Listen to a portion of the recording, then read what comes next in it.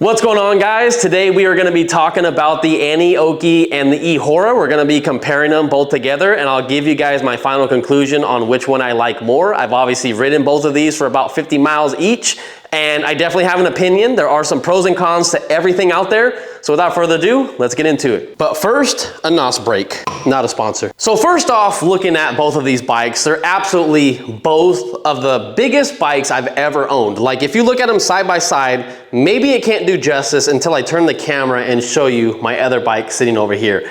If you didn't see my other video on the Aniioki, you will definitely see how big these bikes are. Now, to ride both of these bikes, you have to be at least, I would say, on the Eahora, like 5'6" to get on it.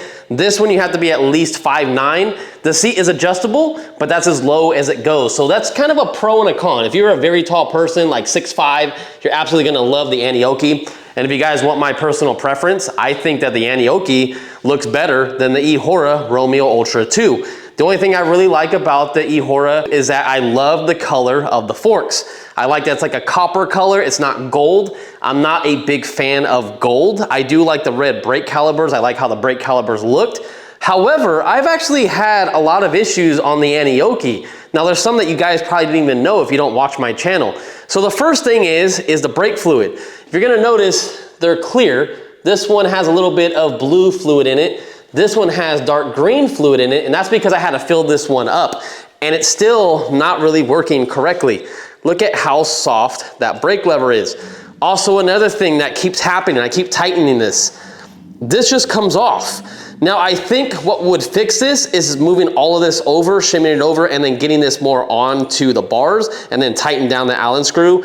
I have done this 3 different times, and I have not had a single issue with the Eahora. The only issue I have with the Eahora, and it's gonna be how low the seat sits. Now, I do like that because I am 5'9", and I fit on this bike better than I do the other one. But look at the clearance right here. This is a very bad clearance right here. So if you're like, say, a 400-pound person and you hit a big pothole, this will smack into the fender. Now it's plastic, so you're not gonna really damage it too much, but that's just something to note. Some other things to mention is that the Aniioki is more expensive. Now this one is the 70 amp hour battery, while the Eahora is the 80 amp hour, and that is still cheaper. So if you want the cheaper of the two, I would definitely go with this bike. But if you're looking for a bike with more features, you can't go wrong with the Aniioki because, well, first off, it has a much better headlight than the Eahora. It gets turn signals in the front and the back, and both of these bikes have the exact same brake light. So the Eahora could have technically put turn signals on here, but they decided not to. So maybe that was just to make the bike cheaper, but check that out. That's on the Aniioki.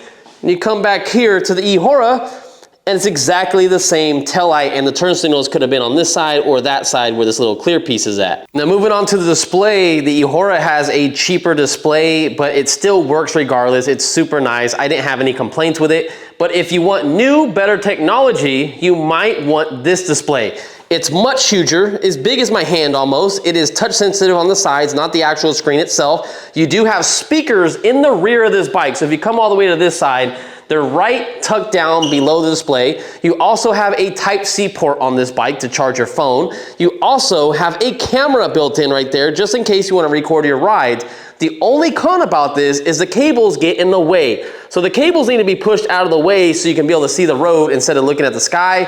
I think that's just a slight oversight that they didn't really think about. But you could take this block off and push it down and zip tie it somewhere else. It's just not gonna be bolted to the bike if you feel like you have an issue with those cables blocking that camera. The Aniioki comes with a rear rack, whereas the Eahora does not. Now it looks like there are some bolt holes right here. I haven't been to the website to see if they do have a rack separately, but you get it for free with the Aniioki. It comes in the box. Now both of these bikes, if you didn't know, come in 2 separate boxes. So if you do order one of these bikes using my code or whatever, it will come separate. The bike will come in one box, the front wheel and combo will come in a separate box, and sometimes they come at a different time. So don't be confused if you get half of your bike and you're like, wait, where's the rest of it? Don't contact the company, don't worry, they probably sent out 2 packages. I've seen this post all day long on the group pages. Now, if you are a pedal person, you're definitely gonna like the Aniioki more because it has the biggest chainring I've probably seen on a bike.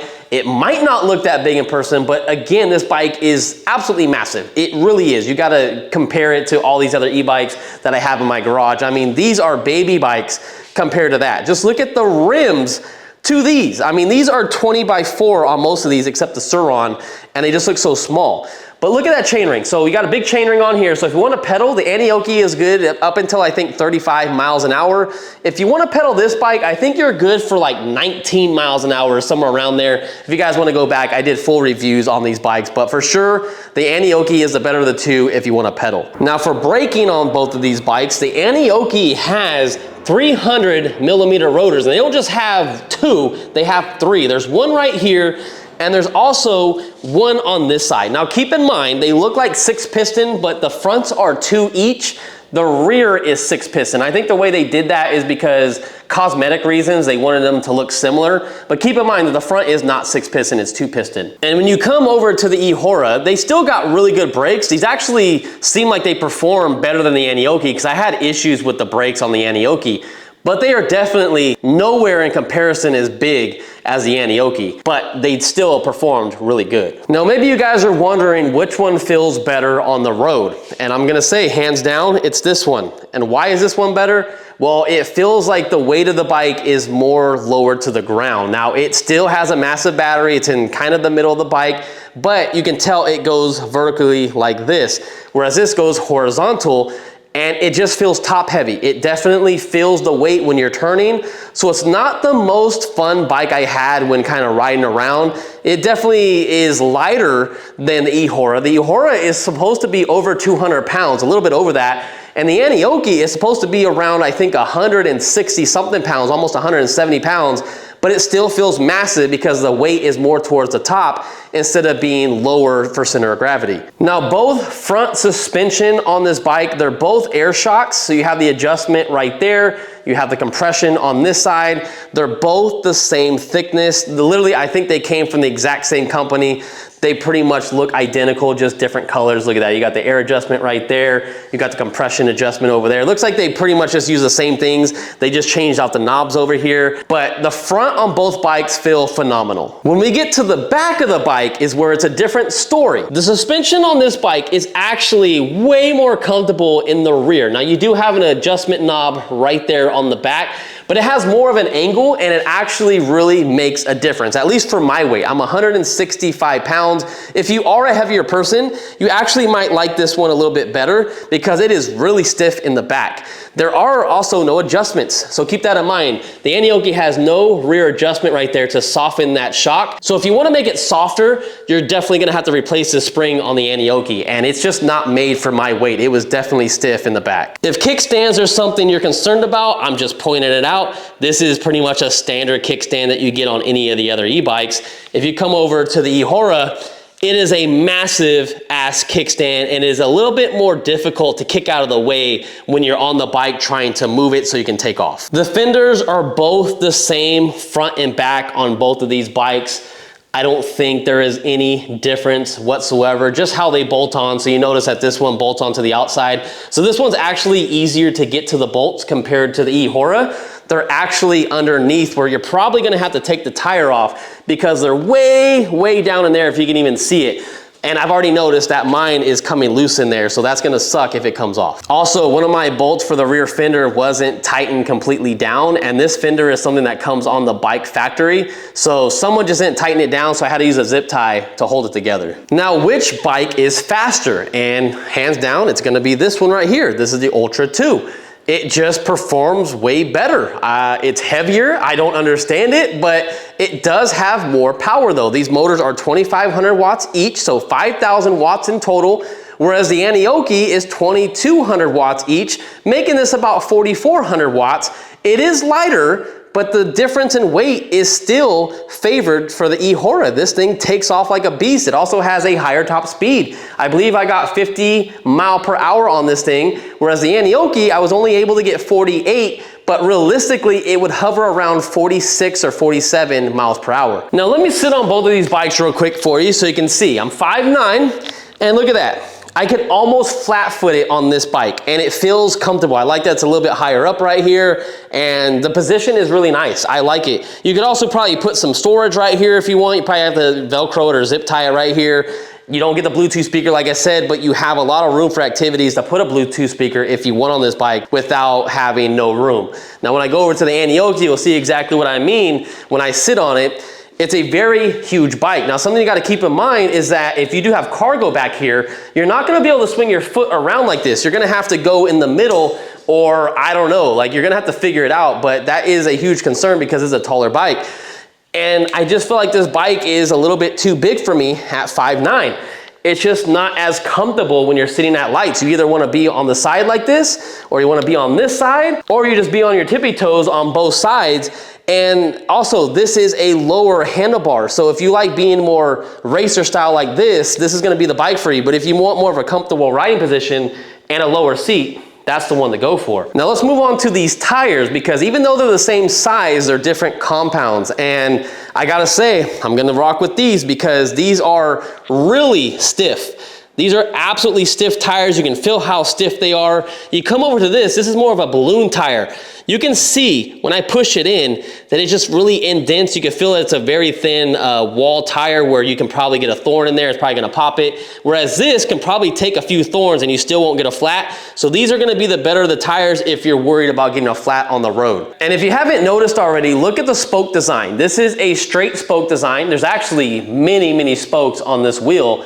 However, I think I would rather go with this setup where it's a cross section and it's supposed to be stronger than straight spokes because it distributes the weight a little bit better, and I would rock this one all day long. Now, if you're a person that likes to go through the gears and you shift a lot, especially coming to light, you're not gonna really like the Eahora as much as the Aniioki. I actually had better luck on the Aniioki even though they are using the exact same parts from Shimano. So I would definitely go with the Aniioki if you're someone that is always constantly shifting gears. You can see right here how it looks up here. It's literally the same exact thing on both bikes, but I just felt like the Aniioki to me was a little bit better. However, there's one massive con to this bike is that the Aniioki has one of the biggest chains ever. And it makes a lot of noise and there is no cover protection right here. So what you might want to do is get some tape or some rubber because every single time you go over stuff, you hear that. And it's really annoying after a while. Coming over to the Romeo, you can tell that there's nothing that the chain is going to hit. So this makes absolutely no noise when going over anything and it can just move all over the place. The only thing it's probably gonna be hitting is that fender right in behind it, but that doesn't make any noise at all. And both bikes only have one guard on the outside and not a guard on the inside. So these chains do come off very easy. So just keep that in mind. You gotta be careful on really big bumps. I had more issues with the Aniioki just because the chain was much bigger. So the chain was popping off on the Aniioki more consistently than the Eahora, but both chains have popped off on these bikes when riding them around. Now, one of these bikes has a more difficult procedure to get the bike turned on than the other, and you're either gonna love it or you're gonna hate it. So on both of these batteries, and I'm pretty sure they're from the same manufacturer, you have a silver button right there. You can see it right in the middle. If you come over here, the Aniioki one is right underneath the seat, that little button right there. Those have to be pushed in for the bike to come on. Now what's cool is the Aniioki actually has an alarm system and they give you keys. But if you do not bring this key with you, the power button doesn't do anything. So with the battery pressed on and I push this, it won't turn on. You actually have to use the key fob. So you're either gonna love it or hate it. So to do it, you unlock it, you can hear the alarm undo, and then hit the lightning bolt, and it will come on. Aniioki. Now that is super cool to me, but it's also a procedure to do that. So if you ever go anywhere and you accidentally hit this button and realize that you do not have these keys on you, you are stranded. Your Aniioki bike will not turn on. So just be careful, you need these keys at all time. The Eahora on the other hand, you just hit that button, there is no alarm system. You just come over here, hold the button, and it will turn on immediately. You don't have to worry about bringing keys with you. The only keys you need for these bikes for the most part, or at least on the Eahora, is just the key to the battery if you ever want to take it out. But if you're not going to take it out on any of your rides, you don't have to bring any keys with you. Compared to the Aniioki, you have to bring the key fob or you will be stranded if your bike shuts off. And going back to the Aniioki, I mean, the screen is great, but to turn it off, the power button does not work. So you either have to hit that switch right underneath the seat or use the key fob and hit it to unlock, and it will turn off just like that. And then if you want to alarm it, you can hit the alarm button, and there you go. If someone messes with your bike, it should go off. There you go. So it is nice, it has an alarm system that the Eahora does not have. However, there is a process. And here's a look at the Eahora display. Not as nice as the Aniioki, but still, I mean, a display is a display at the end of the day. But if you do want something that looks more like a phone tablet sideways, then get the Aniioki. You want the speakers, you want the camera, then go with the Aniioki. But if you just want a simple display, then go with this one. You're not gonna have any issues, and it's probably gonna be cheaper if you break that one to replace. Now, have you guys noticed that both of these bikes are on? Now, I do have a little garage light above me, and the Eahora has an automatic sensor. It turns the light on for you, where the Aniioki does not have that sensor. So you do have to come over here and hold the plus button to get your headlight working.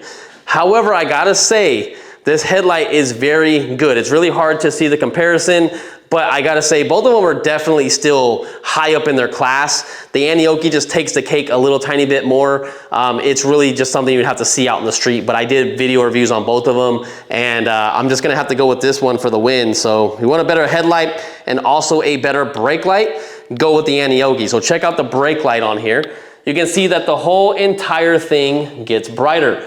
Now, if you go over to the Eahora, I don't like this. All it does is flash.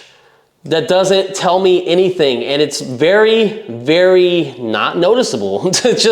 I think it's a garbage design. Now, they're both bright. I gotta say that this one factory is brighter. If I look at both of these side by side, if I get them in frame, the one on the right looks brighter, but it also is a little bit lower and it's slightly underneath the seat.